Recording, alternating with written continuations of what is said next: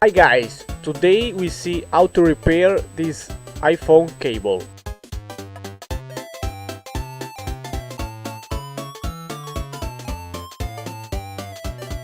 We cut the cable.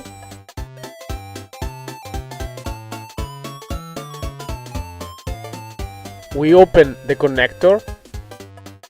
Now we are going to resolve the cable in the right position.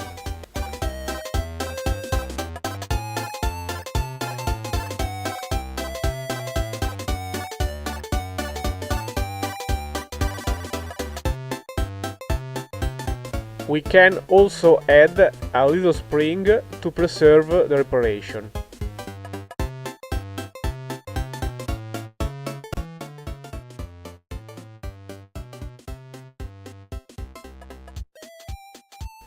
If you want, you can add an heat shrink sleeve to make a very clean work.